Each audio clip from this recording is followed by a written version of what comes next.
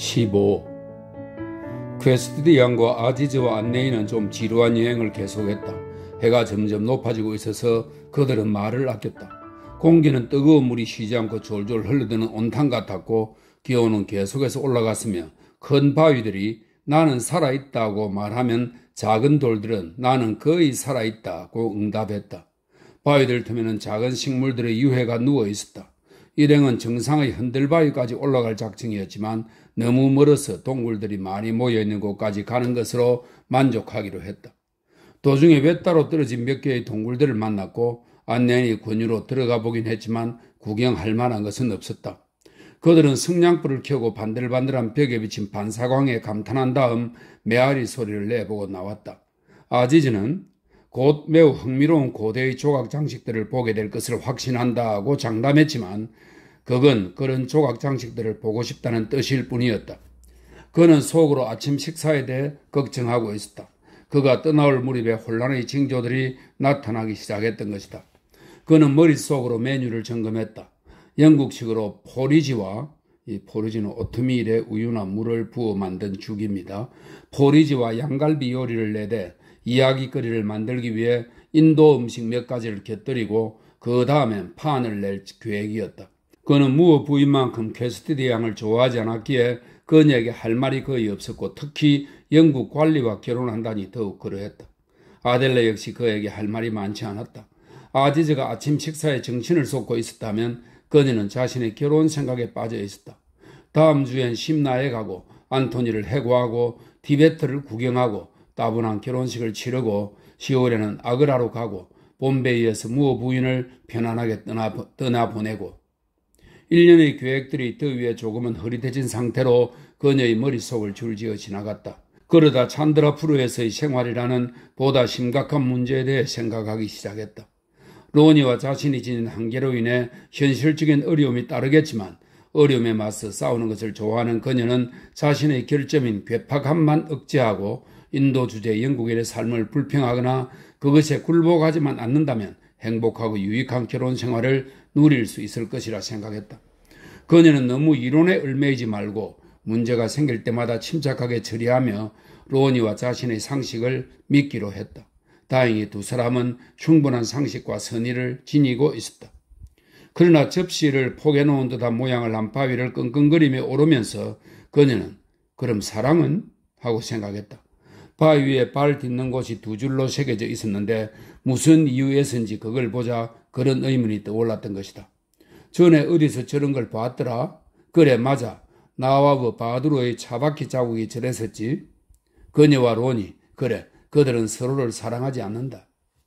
제 걸음이 너무 빠른가요? 미심쩍은 얼굴로 걸음을 멈추고 있는 그녀를 보고 아지즈가 물었다. 자신과 로니 사이에 사랑이 없다는 깨달음이 너무도 갑작스럽게 찾아와서 그녀는 로프가 끊어진 등반자 신세가 된 기분이었다. 결혼할 남자를 사랑하지 않다니.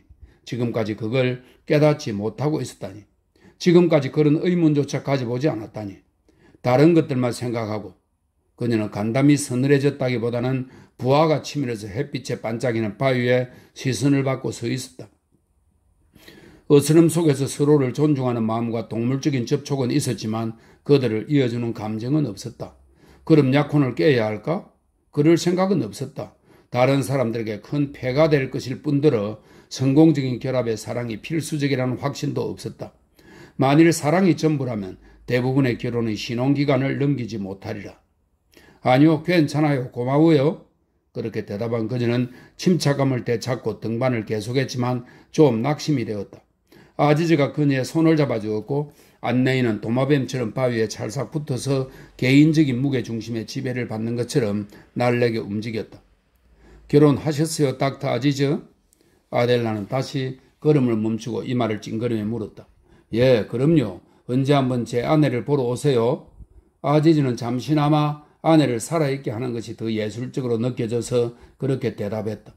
고마워요. 아델라가 멍하니 대답했다. 아내는 지금 찬드라푸르에 없답니다. 아이들은 있으세요? 예, 그럼요. 셋이지요. 아지즈가 더욱 분명한 어조로 대답했다. 아이들이 큰 즐거움이 되나요? 그야 당연하죠. 저는 아이들을 몹시 사랑합니다. 아지즈가 소리내 웃으며 말했다. 그러시겠죠. 아델라는 그가 참 잘생긴 동양인이라고 생각했다. 분명 그의 아내와 아이들도 아름다운 용모를 지녔으리라. 사람은 원래 자신이 이미 갖고 있는 것을 얻게 마련이니까. 그녀에게 방랑자의 피가 흐르지 않았기에 개인적으로 그에게 끌리진 않았지만 그와 같은 계층의 동정 여인들은 그에게 매료되리란 생각이 들었다. 그녀는 자신이나 로니가 육체적인 매력을 갖지 못한 것이 유감스러웠다. 미모, 순 많은 머리, 고운 살결 같은 것들은 남녀관계에서 중요하다. 터튼 부인 말로는 이슬람교에서는 아내를 4명까지 둘 수 있다고 하니 이 남자도 여러 명의 아내를 두고 있는지도 모른다. 그 영혼의 바위 위에서 달리 말 상대가 없었던 그녀는 솔직하고 고상하며 호기심 어린 태도로 이렇게 물었다. 부인이 하나인가요? 아니면 여럿인가요? 그 질문은 아지즈에게 너무나도 큰 충격이었다. 그것은 그가 속한 집단의 새로운 신념에 대한 도전이었고 새로운 신념은 묵은 신념보다 예민한 법이었다. 만일 그녀가 당신이 믿는 신은 하나인가요? 아니면 여럿인가요? 라고 물었더라면 반감을 느끼지 않았을 것이다. 하지만 신식 교육을 받은 이슬람 교인에게 부인이 몇이나 되는지 묻는 건 끔찍하고 고약한 짓이었다. 아지즈는 당혹감을 어떻게 감추어야 할지 난감했다. 하나요. 제 경우는 하나입니다. 그는 빠르게 대답하고 그녀의 손을 놓았다. 그 길의 끝에는 많은 동굴들이 있었고 아지즈는 빌어먹을 영국인들은 어쩔 수 없다니까 하고 생각하며 마음의 안정을 되찾기 위해 그 동굴들 중 하나로 뛰어들었다. 자신이 해서는 안 될 말을 했다는 걸 전혀 모르는 아델라는 이런 구경은 따분하다는 생각을 품고 또 한편으로는 결혼에 대해 궁리하면서 천천히 동굴로 들어갔다. 16. 아지즈는 동굴 속에서 잠시 기다리다가 다시 퀘스티드 양과 합류하게 되면 바람을 피해서 동굴로 뛰어들어갔다는 따위의 변명을 할 수 있도록 담뱃불을 붙였다. 그가 동굴에서 나와보니 안내인 혼자 고개를 갸웃하고 서 있었다. 무슨 소리를 들었다는 것이다. 아지즈에게도 이내 그 소리가 들렸는데 자동차 소리였다. 카와 돌의 바깥쪽 등성이에 있던 그들은 20m 정도를 기어가서 평원을 언뜻 보았다. 자동차 한 대가 산을 향해 찬드라 푸르로를 달려오고 있었다. 그러나 이 깎아지른 듯한 절벽은 꼭대기가 휘어져 있어서 아래쪽을 보기가 쉽지 않았고 차가 가까이 오면서 종적을 감추었기에 자세히 볼 수가 없었다. 분명 그 차는 그들 바로 아래 도로가 끝나고 좁은 길이 이어지면서 아까 코끼리가 옆걸음질로 방향을 돌려야 했던 바로 그 지점에서 정지했을 것이다. 아지즈는 손님에게 그 이상한 소식을 전하기 위해 원래 자리로 달려갔다. 그런데 안내인 말이 그녀가 동굴 안으로 들어갔다는 것이다. 어떤 동굴? 안내인은 동굴들이 있는 곳을 애매하게 가리켰다. 손님에게서 눈을 떼지 않는 것이 자네의 임무야. 여긴 동굴이 최소한 12개는 된다고? 손님이 어떤 동굴로 들어갔는지 내가 어떻게 알겠어? 내가 들어갔던 동굴은 어떤 거지? 아지즈가 음하게 말했다. 안내자는 다시 애매하게 가리켰다. 아지즈 자신도 아까 그 자리로 돌아온 것인지 확신할 수가 없었다. 이곳이 동굴들의 산란지라도 되는 것처럼 동굴들이 사방에 널려 있었고 입구의 크기도 천편일률적이었다. 아지즈는 맙소사 퀘스티드 양을 잃어버렸구나 하는 생각이 들었다. 하지만 이내 정신을 가다듬고 차분하게 그녀를 찾기 시작했다. 소리를 쳐봐. 그가 명령했다. 둘이 한참 소리를 친 뒤 안내인이 마라바르 동굴에서는 동굴 자체의 소리밖에는 안 들리지 않으므로 소리쳐 봐야 소용없다고 설명했다. 아지즈는 머리에 땀을 닦았다. 옷 속에서도 땀이 비오듯 흘렀다. 지형이 지그재그식 계단처럼 생긴 데다 여기저기에 뱀이 지나간 자국처럼 기다랗게 홈이 파여 있어서 무척이나 혼란스러웠다. 그는 동굴마다 다 들어가 보려고 했지만 어디부터 시작했는지도 헷갈렸다. 동굴 뒤에 동굴이 숨어 있거나 짝을 지어 이마를 마주하고 있기도 했고 일부는 계곡 입구에 자리하고 있었다. 이리 와. 그는 안내인을 조용히 부른 뒤 그가 가까이 오자 뺨을 한 대 때렸다. 안내인은 주랭랑을 치고 홀로 남은 그는 이제 난 끝난 거야. 손님이 사라졌으니 하고 생각했다. 그러나 다음 순간 수수께끼의 실마리가 풀렸다. 계곡 저 아래 바위들 틈에서 어떤 여자와 이야기를 나누고 있는 퀘스티드 양을 얼핏 보았던 것이다. 그녀는 길을 잃은 게 아니었다. 아까 그 차에 그녀의 친구가 어쩌면 히슬롭 씨가 타고 있어서 그들을 만나러 간 것이었다. 아지즈는 너무도 안도한 나머지 그녀의 행동이 이상하다는 생각은 하지 못했다. 계획이 갑자기 바뀌는 것에 익숙해진 그는 그녀가 드라이브를 즐기고 싶어서 충동적으로 카와 돌을 달려 내려갔으리라고 생각했다. 혼자서 무어 부인이 있는 곳으로 돌아가려는 찰나 그는 잠시 전에 보았더라면 가슴이 철렁했을 물건을 발견했다. 퀘스티드 양의 쌍안경이었다. 그것은 동굴 입구에서 안으로 절반쯤 들어간 지점에 버려져 있었다. 아지즈는 그것을 어깨에 둘러매려다가 가죽끈이 끊어져 있어서 주머니에 넣었다. 그리고 몇 발자국 가다가 그녀가 떨어뜨린 것이 더 있을지도 모른다는 생각에 다시 그 자리로 갔다. 하지만 아까 그랬던 것처럼 그 동굴을 찾을 수가 없었다. 평지로 내려왔을 때 자동차 시동 거는 소리가 들렸지만 눈에 보이지는 않았다. 무어 부인이 있는 곳을 향해 계곡을 기어내려간 그는 어수선한 사람들 틈에서 영국인의 토피를 발견했는데 그 아래서 미소 짓고 있는 얼굴은 기쁘고 반갑게도 히슬롭이 아닌 필딩이었다. 필딩, 당신이 없어서 얼마나 아쉬웠는지 몰라요. 그는 처음으로 C를 빼고 필딩을 불렀다. 그의 친구도 기쁨에 차서 위험 같은 건 신경도 안 쓰고 기차를 놓친 것에 대한 설명과 사과의 말을 외쳤다. 필딩은 방금 전에 도착한 대릭 양의 차를 타고 왔다고 했다.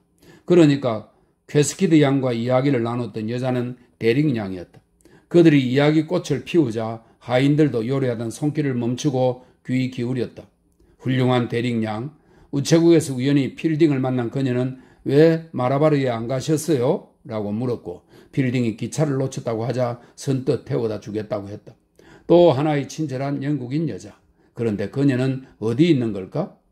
필딩은 그녀와 운전기사를 남겨두고 아지즈 일행을 찾으러 왔다고 했다. 자동차는 이곳까지 올라올 수 없으니까. 그렇다면 수백 명의 사람들을 보내 대릭양을 모셔와야 한다. 코끼리도 내려가고. 아지즈, 마실 것 한 잔 줄래요? 절대 안 되죠. 아지즈는 마실 것을 가지러 나는 듯 달려가면서 농담을 던졌다.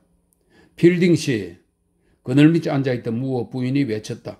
필딩이 도착하자마자 아지즈가 계곡에 급류처럼 달려내려온 터라 두 사람은 아직 이야기를 나눌 기회가 없었다.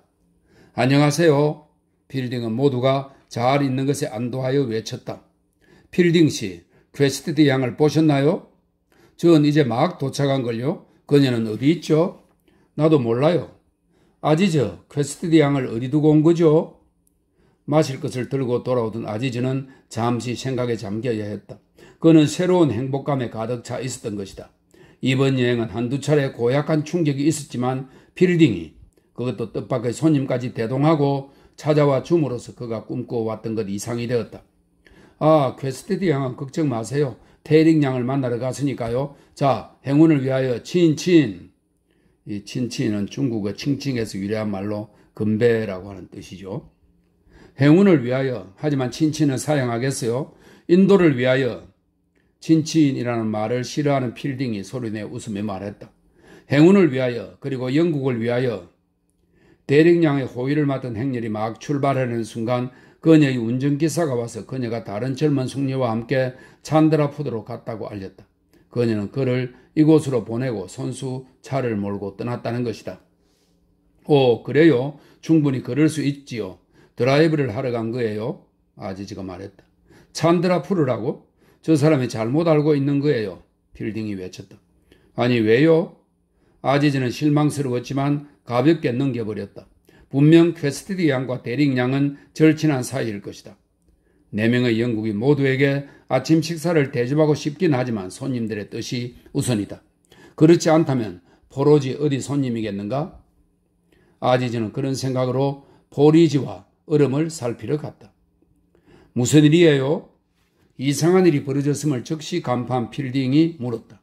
대릭 양은 이곳으로 오는 내내 들뜬 목소리로 이 여행 이야기를 했으며 자신은 초대받아서 가는 자리보다는 이런 예기치 못한 대접을 받는 걸 더 좋아한다고 말했다. 무어 부인은 부르퉁하고 멍청한 얼굴로 발을 흔들며 앉아있다가 이렇게 말했다. 대릭 양은 도무지 만족할 줄을 모르고 가만히 있지를 못하지요. 늘 허둥지둥 급하고 새로운 것을 원하고 자신을 고용한 인도 부인에게 돌아가는 걸 빼면 어떤 일이라도 할 인물이지요.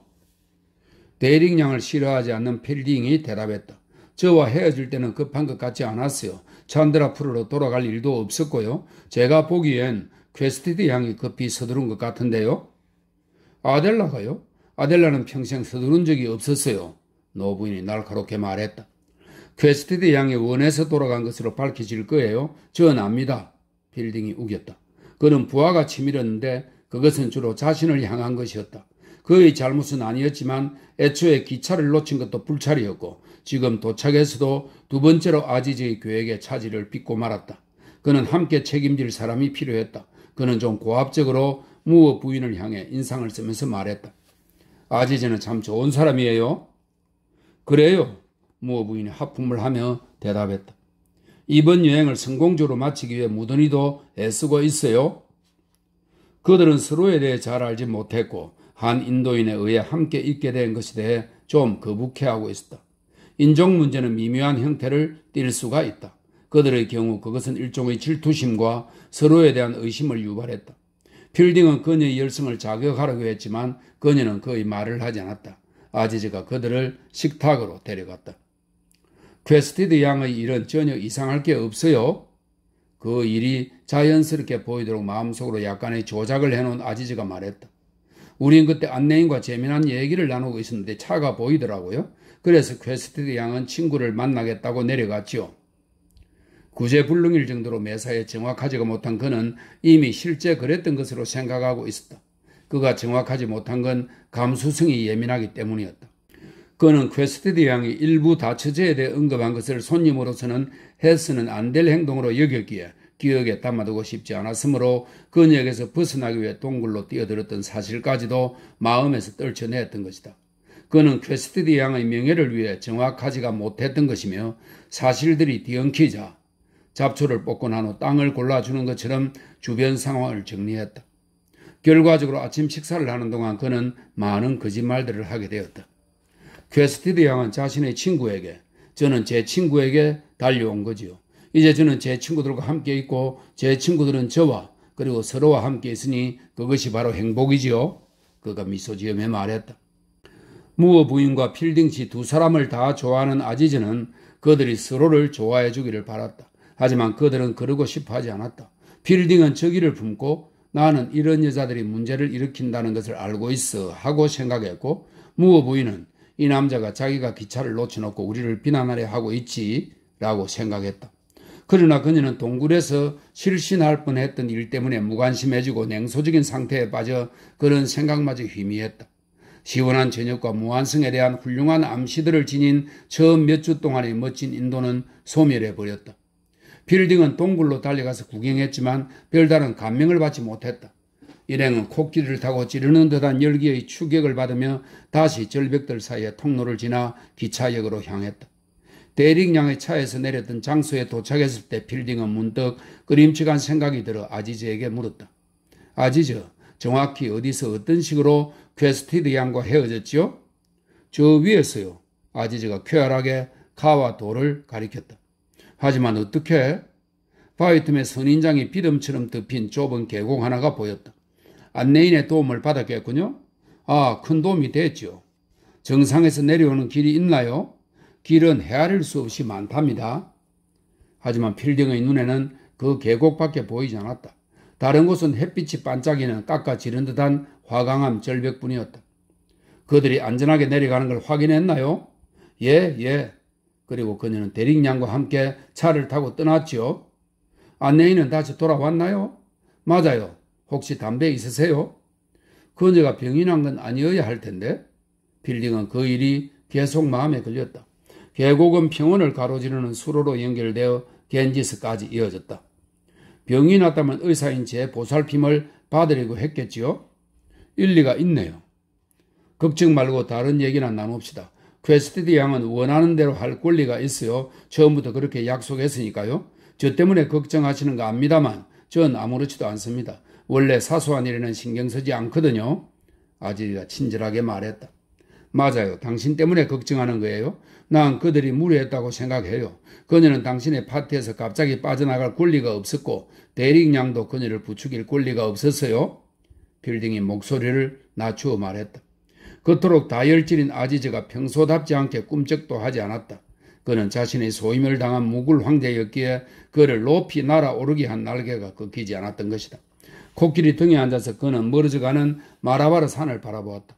그의 왕국에 속한 서산하고 어수선한 평원과 관계용 우물의 양동이들의 부산하면서도 힘없는 움직임과 흰 신전들과 낮은 무덤들, 유쾌한 하늘과 나무처럼 보이는 뱀을 다시 보았다. 그는 손님들을 정성을 다해 대접했으므로 그들이 늦게 오건 일찍 떠나건 개의치 않았다. 무어 부인은 가만 안간에 기대어 흔들리며 자고 있었고 모하메드 라티프가 공손히 그녀를 안아 보호하고 있었으며 자신의 옆에는 이제 시릴이라고 이름을 부르고 싶어지도록 친숙해진 필딩이 앉아 있었다. 아지저, 이 여행 때문에 경비가 얼마나 들었는지 계산해 보았어요? 쉿, 나의 소중한 친구여. 이 문제에 대해서는 아무 말씀 마세요. 수백 루피가 들었겠죠? 나중에 계산해보면 어마어마할 거예요. 친구들에게 빌린 하인들이 이리저리 돈을 뜯어내고 코끼리로 말할 것 같으면 검 덩어리를 먹어치우는 꼴이죠. 당신을 믿고 하는 말이니 비밀로 해주세요. 특히 ML이, 이 ML은 모하메드 라티프의 머리 글자입니다. ML이 본인이 듣고 있으니 머리 글자를 써주세요. 그 ML이 제일 끔찍하지요.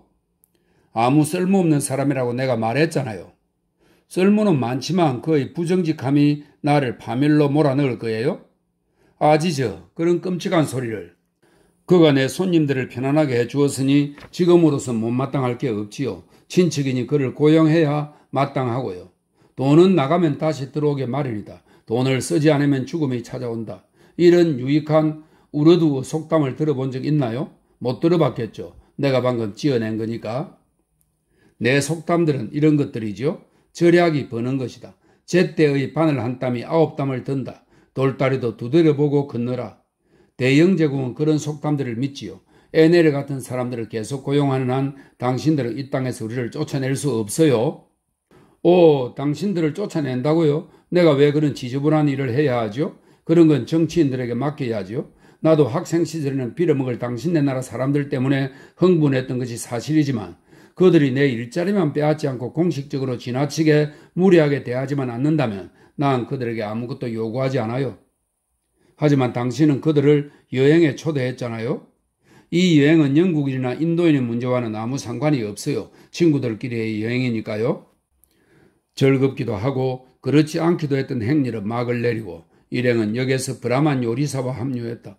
기차가 타는 듯 뜨거운 목을 내밀고 병원을 달려와 역에 도착하자 20세기가 16세기의 자리를 인계받았다. 무어 부인은 부르다 칸에 타고 세 남자는 자신들의 칸으로 가서 득창을 조절하고 선풍기를 튼 다음 잠을 청했다. 어슴푸레한 빛 속에서 손님들은 모두 시체처럼 보였고 기차 역시 움직이고는 있었지만 죽은 것 같았다. 그것은 하루 4번씩 풍경을 어지럽히는 과학이 발달된 북쪽에서 온 관이라고도 할 수 있었다. 기차가 마라바라 산을 떠나자 그 험악한 작은 우주는 사라지고 멀리 보이는 유한하고 낭만적인 마라바라가 자리를 대신했다. 기차는 탄수차의 석탄에, 탄수차는 전기기관차 맨 뒤에 연결된 석탄과 물을 싣는 화차입니다. 탄수차의 석탄에 물을 뿌리기 위해 한 차례 펌프 밑에 정차했다. 그런 다음 멀리서 간선이 나타나자 용기를 얻어 덜컹거리며 내달려 영국인 거주지를 돌고 평면 교차로를 넘어 설명입니다. 이제 철로는 데를 듯이 뜨거웠다. 평면 교차로를 넘어 절거덕거리며 멈추었었다. 찬들 앞으로 찬들 앞으로 여행은 끝난 것이다. 그들이 어둠침침한 실내에서 똑바로 일어나 앉으며 일상의 삶으로 들어갈 채비를 하고 있을 때 그 아침에 이상한 예감이 벼랑간 현실로 다가왔다. 하크 경감이 문을 벌컥 열더니 세대한 목소리로 대답했다. 닥터 아지저, 나에게 몹시 괴로운 일이지만 당신을 체포해야겠어요? 이 봐요, 뭔가 착오가 있는 것 같군요. 빌딩이 즉시 상황 통제에 나서며 말했다. 선생님, 전 명령을 받았을 뿐입니다. 대체 무슨 혐의로 체포하는 겁니까? 말하지 말라는 지시를 받았습니다. 나한테 그런 식으로 말하지 마요. 영장을 보여주시오. 선생님, 죄송하지만 특수 상황일 때는 영장이 필요하지 않습니다. 맥브라이드 씨께 여쭤보세요. 좋아요, 그러지요. 이리 와요, 아지저. 뭔가 착오가 있는 거니까 겁먹을 필요 없어요. 닥터 아지저, 함께 가실까요? 차를 대기시켜 놨어요. 아지저는 흐느끼는 소리를 내며 반대쪽 문으로 달아나려고 했다. 그럼 완력을 쓸 수밖에 없어요. 하크가 우는 소리를 했다. 오, 제발. 빌딩도 덩달아 침착성을 잃고 그렇게 외치며 아지저를 끌어당겨 어린애처럼 흔들었다. 조금만 늦었더라면 아지즈는 밖으로 달아났을 것이고 호각 소리와 함께 요란한 추격전이 벌어졌을 것이다. 아지즈, 맥브라이더에게 함께 가서 자초지종을 들어봅시다. 그는 점잖은 사람이고 고인은 아니니 그가 사과할 거예요. 절대로 죄인처럼 행동하지 마요. 내 아이들과 명예는요? 날개가 꺾인 아지즈가 헐떡거리며 외쳤다. 그런 일은 없을 거예요. 모자를 똑바로 쓰고 내 팔을 잡아요. 내가 끝까지 따라갈 테니. 아, 다행이에요. 함께 가주시겠다니? 경감이 외쳤다. 그들은 팔짱을 끼고 한낮의 열기 속으로 나섰다. 역은 사람들로 들끓었다. 승객과 짐꾼들이 사방에서 쏟아져 나왔고 관리도 많았으며 경찰도 있었다. 로니가 무어 부인을 모시고 갔다. 모하메드 라티프가 울부짖기 시작했다. 그들이 아수라장을 벗어나기도 전에 터턴의 군의적인 음성이 필딩을 불러세웠고 결국 아지즈는 혼자 감옥으로 들어가야 했다. 17. 징세관은 대합실에서 범인이 체포되는 광경을 지켜보고 있다가 구멍이 숭숭 뚫린 아이언 문을 열어젖히고 신전의 신처럼 모습을 나타냈다. 빌딩이 들어가자 문은 쾅 하고 닫혔고 하인 하나가 보초를 섰다. 천장에 달린 뼈로 된 선풍기가 상황의 중요성을 나타내듯 그들의 머리 위에서 패티코트 모양의 천을 벌럭거렸다. 징세관은 처음에는 말을 하지 못했다.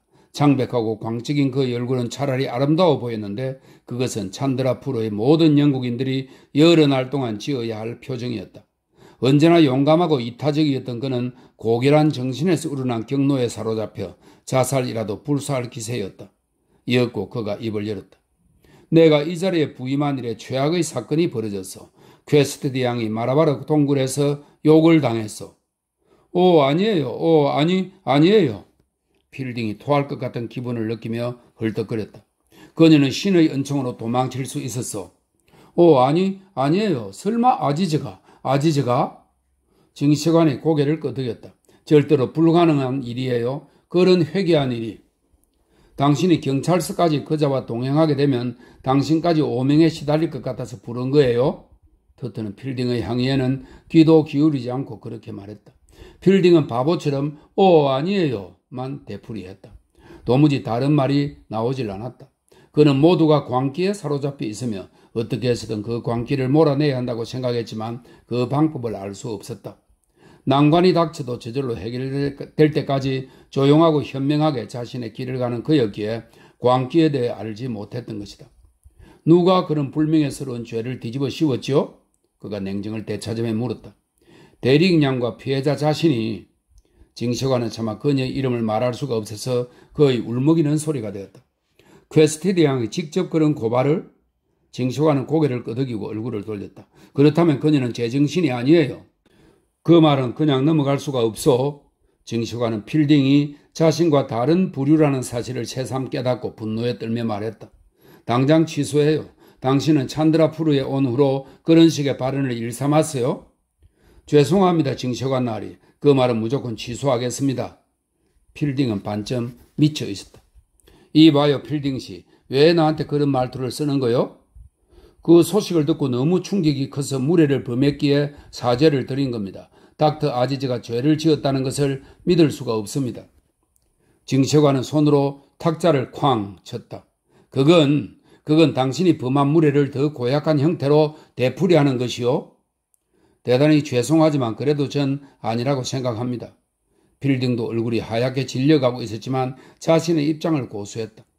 두 숙녀분의 진실함을 의심하는 것은 아닙니다만 분명히 오해가 있었을 것이고 5분이면 모든 오해가 깨끗이 풀릴 겁니다. 아지즈는 소탈하게 거지없는 사람이고 제가 잘 아는데 절대 그런 나쁜 짓을 저지를 인물이 아닙니다. 그러자 터틴이 가늘고 날카로운 음성으로 대꾸했다. 오해 때문인 게 맞고 말고 나는 이 나라에서 25년을 살았어. 그는 잠시 말을 끊었고 25년의 진부함과 옹졸함이 대합실을 가득 채우는 듯 했다. 그리고 그 25년 동안 영국인과 인도인이 친해지려 하면 어김없이 재난이 따른다는 것을 알게 됐어. 서로 왕래하는 건 좋소. 예의는 반드시 지켜야 하고 하지만 친해지는 건 절대로 안 돼요. 내 권위를 걸고 하는 말이요. 내가 찬드라 프루에 부임한 지 6년이 지났지만 그동안 만사가 순조롭고 영국인과 인도인이 서로를 존중하며 공존할 수 있었던 건 그들이 이러한 단순한 법칙을 지켰기 때문이요.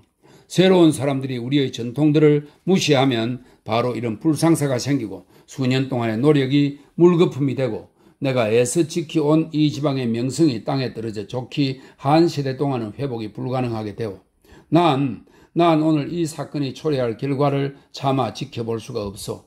필딩. 현대 사상에 물든 당신은 그렇지 않겠지만 말이요. 차라리 이런 일이 터지기 전에 죽어버렸다면 좋았을걸. 이제 난 끝장이요. 영국인 여자가 내가 가장 아끼는 부하와 약혼한 젊은 아가씨가 영국에서 각 건너온 여자가 내가 오래 살아서 이런 꼴을. 터트는 감정이 격해져서 울먹거렸다. 그의 말은 위엄과 감상적인 면을 두루 갖추긴 했지만 아지즈와 무슨 관련이 있는지는 모를 일이었다. 필딩은 그것이 아지즈와 아무 관련도 없다고 생각했다.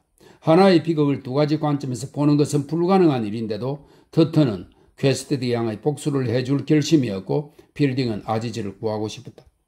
필딩은 어서 이 자리를 떠나 늘 자신에게 친절했고 대체로 지각이 있으며 침착하게 일을 처리할 수 있는 맥브라이드를 만나고 싶었다. 난 당신을 위해 특별히 온 것이요. 가엾은 히슬롭은 어머니를 모시러 왔고 이것이 내가 당신에게 해줄 수 있는 최선이요. 오늘 저녁 클럽에서 이 문제를 논의하기 위한 비공식적인 회의가 열릴 예정이라는 말을 전할 생각이었는데 지금으로선 당신이 참석하고 싶어 하는지 의심스럽소. 클럽에 발걸음을 잘 안 하니. 꼭 가겠습니다. 그리고 저를 위해 수고해 주신 것에 대해 진심으로 감사드립니다. 그런데 죄송하지만 퀘스티드 양은 어디 있죠? 터터는 그녀가 아프다는 몸짓을 해 보였다. 저는 엎친 데 덮친 격이로군요. 빌딩이 진심으로 말했다. 징시관은 그를 엄준한 눈길로 쳐다보았다. 그가 냉정하고 차분한 태도를 잃지 않고 있었기 때문이다. 필딩은 영국에서 각 건너온 영국 여자라는 말에 울컥하지도 않았고 인종의 깃발나리로 달려가지도 않았다. 영국인 집단은 감정을 택했는데 그는 여전히 사실 규명에만 매달렸다. 일단 이성의 등불에 대한 소등명령이 내려진 상황에서 그것을 끄지 않는 것보다 이곳의 영국인들을 분노하게 만드는 것은 없었다. 이날 찬드라 프로 전역의 유럽인들은 정상적인 인격을 포기하고 공동체를 위해 하나로 뭉쳤다. 연민, 분노, 영웅주의가 그들의 가슴을 채웠지만 이것저것을 종합적으로 고려해서 생각하는 능력은 사라지고 말았다. 필딩과 헤어진 징시관은 플랫폼으로 나갔다. 그는 그곳의 혼잡이 역겨웠다. 로니의 신복 하나가 무어 부인과 캐스티디 양의 소지품을 챙겨오라는 명령을 받고 와서 손댈 권리가 없는 물건들까지 착복하고 있었다. 성난 영국인의 빌부터 자기 이익을 챙기는 인간이었다.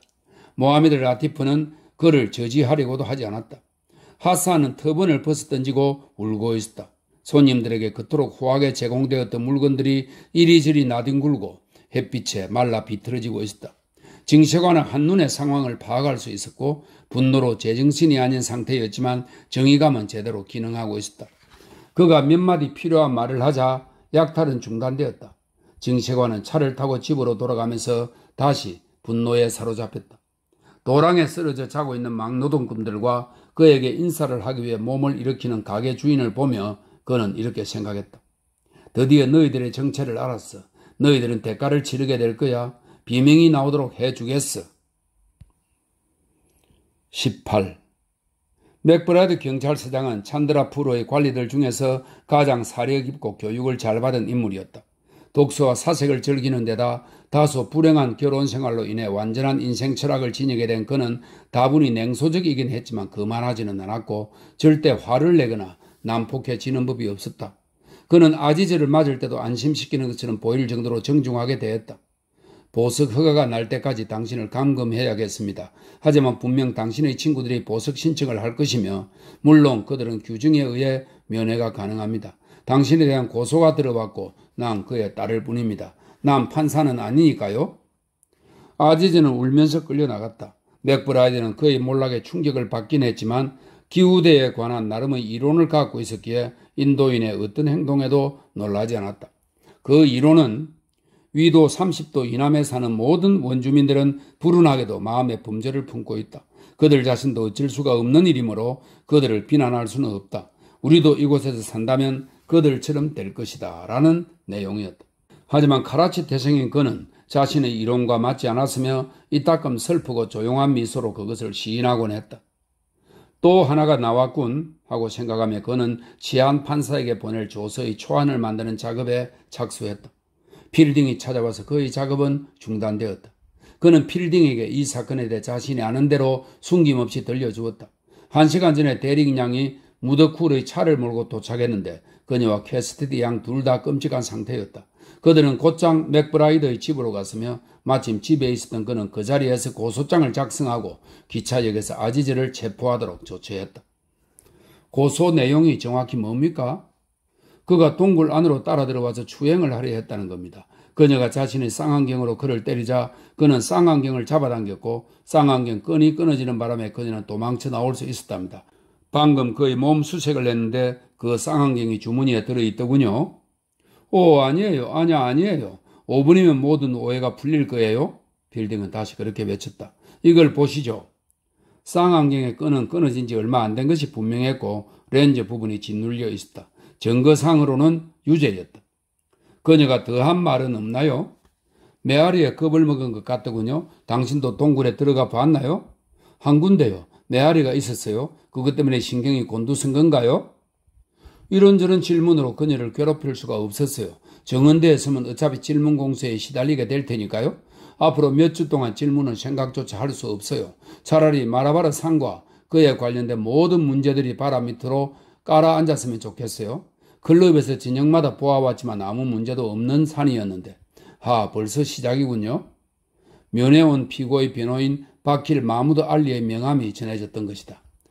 맥브라이드는 한숨을 쉰 뒤 면회를 허락하고 말을 이었다.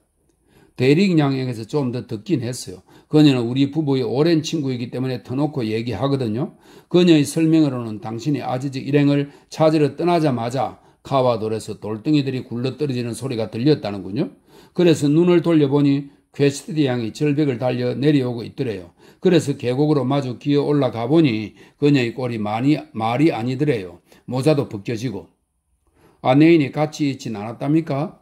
빌딩이 말허리를 잘랐다. 아니요. 그녀는 선인장 무리에 갇혀 있었대요. 그녀는 발작을 일으키기 시작한 참이었고 때마침 대릭양이 도착하지 않았더라면 목숨이 위험할 뻔했다는군요. 대릭양은 그녀를 차로 데리고 내려왔대요. 퀘스티디 양은 인도인 운전기사를 보고 몸서리를 치며 외쳤대요. 저 사람을 보내요. 그걸 보고 우리 친구는 무슨 일이 있었는지 짐작하게 된 거죠. 그들은 우리 집으로 곧장 달려왔고 지금도 거기 있어요. 거기까지가 내가 아는 전부입니다. 대릭 양은 당신에게 운전기사를 보냈고요. 그것이 매우 현명한 행동이었다고 생각합니다. 내가 퀘스티디 양을 만나볼 수는 없을까요? 빌딩이 불쑥 물었다. 그건 어려울 겁니다. 확실해요. 그렇게 말할 줄 알았어요. 하지만 꼭 만나고 싶어요. 그녀는 누구를 만날 수 있는 상태가 아닙니다. 게다가 당신은 그녀와 잘 알지도 못하잖아요. 그렇긴 하지만 난 그녀가 지독한 망상에 사로잡혀 있고 불쌍한 아지즈는 무지라고 생각해요.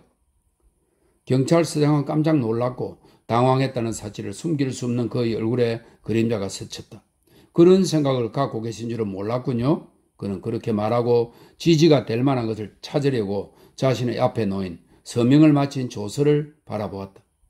쌍안경 때문에 잠시 혼란스러웠던 건 사실이지만 곰곰 생각해보니 성폭행을 하려 했던 사람이 쌍안경을 주머니에 넣었다는 건 말도 안 돼요. 죄송하지만 충분히 있을 수 있는 일입니다. 인도인은 고약하게 변하면 아주 고약해질 뿐만 아니라 몹시 이상해지기도 하지요. 무슨 뜻인지 모르겠어요. 당연하죠. 당신은 범죄에 대해 생각할 때 영국적인 범죄를 떠올릴 테니까요. 하지만 이곳 사람들의 심리는 다릅니다. 아마도 당신은 그가 당신을 만나러 봉우리를 내려왔을 때 전혀 이상한 점이 없었다고 말하고 싶을 겁니다. 이상했을 이유가 없지요. 인도 폭동 사건은 1857년에 영국에서 대항하여 일어난 대대적인 폭동 사건을 말합니다. 인도 폭동 사건에 대한 기록을 읽어보세요. 이 나라에 살려면 힌두교 경전인 바가바드 기타보다도 그 기록을 성경처럼 여겨야 하지요. 이 두 가지가 밀접한 관련이 없다고 확신할 수는 없지만 말입니다. 제가 너무 심한가요? 하지만 필딩씨, 전에도 한번 말씀드렸다시피 당신은 교육자이다 보니 순수한 학생들만 상대하게 되고 그래서 판단 착오가 생기는 겁니다. 학생 시절에는 누구나 매력적일 수 있지요. 하지만 저는 그들이 성인이 되고 나서의 실체를 잘 압니다. 이걸 보세요. 그러면서 그는 아지즈의 지갑을 들어 올렸다. 지금 내용물을 조사하는 중인데 교훈적이지는 못한 것 같군요. 여기 매음구를 운영하는 것이 분명한 친구에게서 온 편지가 있습니다. 난 사적인 편지 내용은 듣고 싶지 않아요. 이것은 그의 품행을 말해주는 것으로 법정에서도 읽힐 것입니다. 그는 캘커타의 매음구례갈 계획을 세우고 있었어요. 그만 됐어요. 맥브라이드는 어리둥절해서 입을 다물었다. 두 영국인이 만나면 어떤 인도인에 관해서든 자신이 알고 있는 정보를 모두 교환해야 한다고 믿어 의심치 않는 그로서는 필딩이 무슨 생각으로 반기를 드는 것인지 도무지 알 수가 없었다. 당신은 그 젊은이에게 돌을 던질 자격이 있겠지만 난 그렇지가 못해요. 나도 그 나이에 그렇게 했으니까요. 그건 경찰서장도 마찬가지였지만 그는 대화가 바람직하지 못한 방향으로 흐르고 있다고 생각했다. 그는 필딩의 다음 말도 마음에 들지 않았다. 정말로 퀘스티디 양을 만날 수 없는 건가요? 확실한 건가요?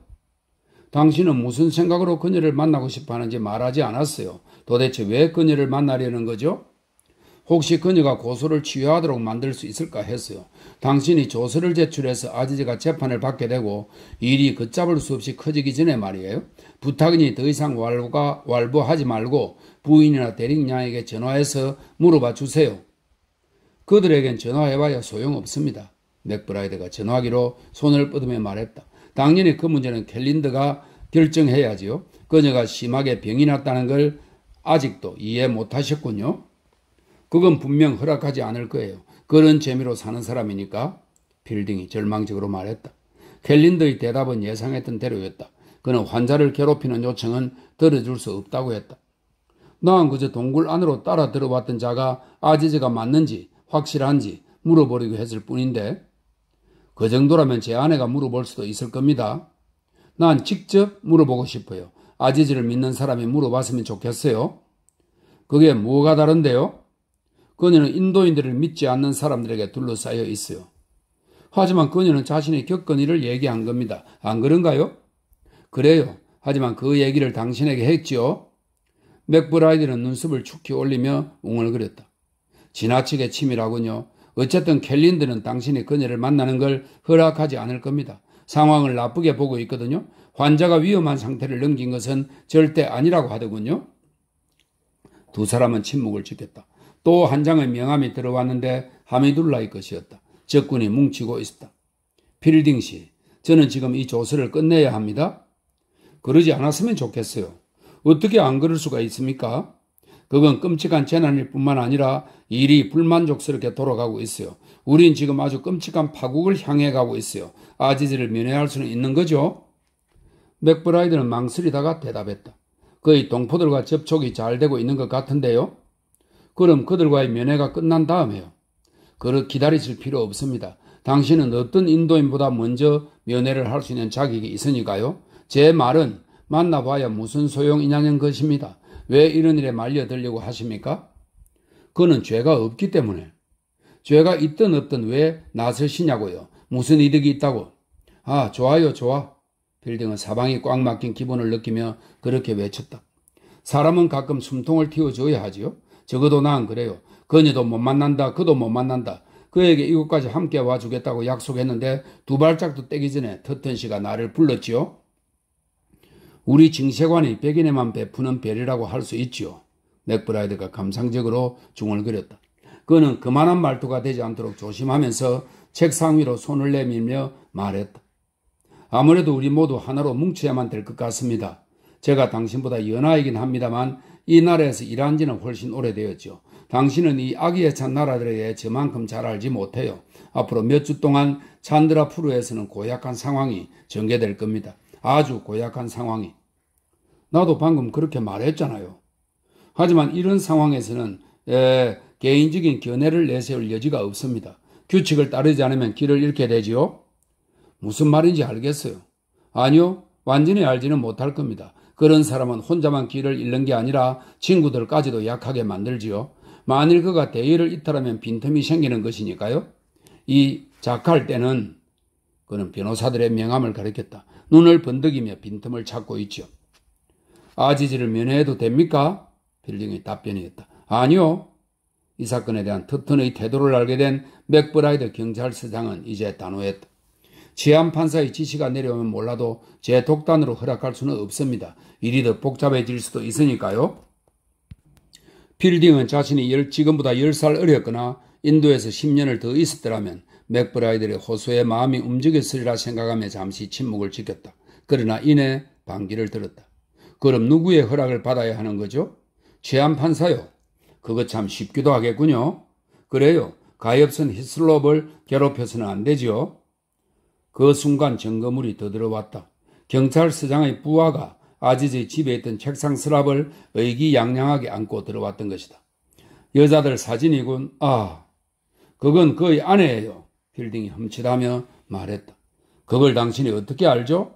그가 말해줬어요. 맥브라이드는 미심쩍어하는 엷은 미소를 짓고는 서랍을 뒤지기 시작했다. 그의 표정이 호기심에 차고 약간은 야수적으로 변했다. 아내란 말이지? 나도 그런 아내들을 알고 있지. 그는 속으로 그렇게 생각하면서 필딩에게 말했다. 자, 이제 가보셔야겠네요. 우리 모두에게 신의 가호가 있기를. 그의 기도가 받아들여지기라도 한 듯 벼랑간 사원의 종이 요란하게 울리기 시작했다.